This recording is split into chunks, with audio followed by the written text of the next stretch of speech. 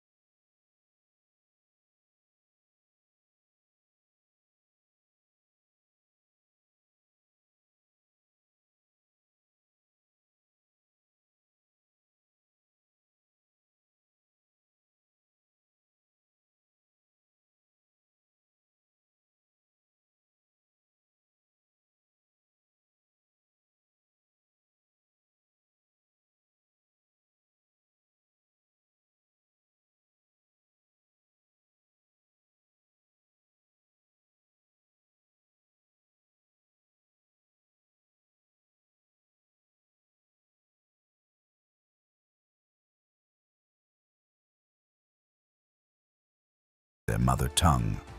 They were forced to recite anthems of states that viewed their existence as a security threat.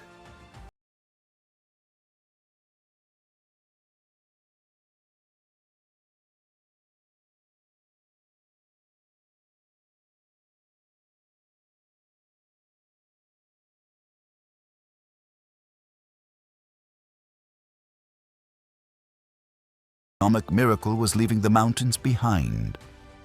Rural migration turned ancient tribes into urban laborers. In one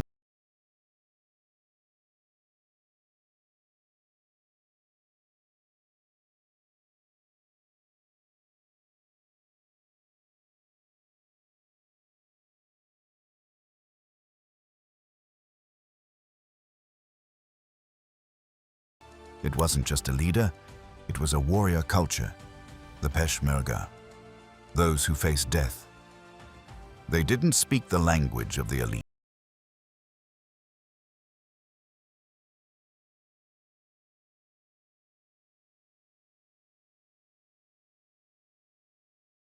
Passes.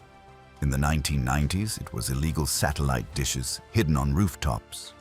Today, it is the Silicon Mountain. The internet did what the Treaty of Lausanne tried to prevent. It unified the Kurdish voice. A Kurd in Sweden and a Kurd in Mahabad are now part of the same digital nation. This digital Kurdistan has no checkpoints, it has no border guards. Then came the storm, the Islamic State. When the national armies of Iraq and Syria collapsed, the ghost nation was the only thing left standing. The world thought the Kurds were a minority problem. They didn't realize they were the region's most reliable shield. They fought for survival, but they were also proving something to the world. You can deny a people a state, but you cannot deny them their power. But there was another layer to this conflict, a theological war for the soul of the region. The Islamic State envisioned the creation of a vast caliphate, a political and religious state that would unite large portions of the Middle East under a single rule. In their vision, national borders would disappear, replaced by centralized authority governed by their interpretation of religious law. For the Kurds, who are overwhelmingly Sunni Muslim, this was a direct challenge to their identity. The Islamic State claimed to speak for all Sunnis, but the Kurds refused to submit. They saw the group's interpretation of Islam not as faith, but as a weapon of extermination. Minority communities in particular suffered devastating attacks. Entire populations were forced into exile, and in some cases, massacres shocked the international community. For Kurdish regions, the threat was existential. This was not simply a territorial dispute or another political confrontation.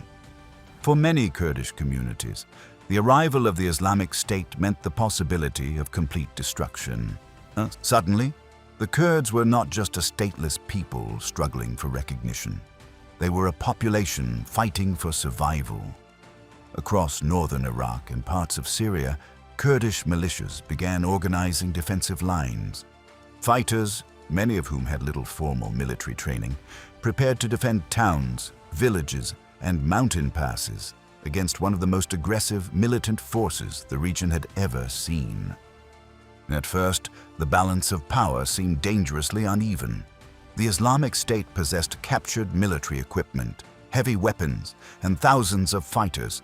Entire Iraqi military units had collapsed during the group's early offensives, leaving vast quantities of weapons behind. Yet, something unexpected began to happen. Despite their limited resources, Kurdish forces refused to retreat. Village by village, hill by hill, they began resisting the advance. And as the scale of the conflict became clearer to the world, a crucial question began to emerge among global powers. If the Islamic State continued expanding, who could actually stop it? Because at that moment, one group seemed more determined than anyone else to stand in its way: the Kurds. For a century, the Kurds experienced a transformation that should have taken centuries. They went from mountain Turks to global strategic partners. But history rarely moves in a straight line. The very forces that fueled their rise, their military strength and their shared DNA with the Iranian plateau, generated the tensions that now threaten them. The architects thought they could buy the future with oil and force. They thought they could force a nation to be obedient by decree. But you cannot build a skyscraper on a foundation of resentment. The most startling connection came in 2022. The death of a Kurdish woman, Mahsa Jina Amini, sparked a fire that swept across all of Iran. The Kurdish slogan, "Woman, Life, Freedom," became the anthem for an entire civilization. It showed that the Kurdish dream is no longer just about a piece of land.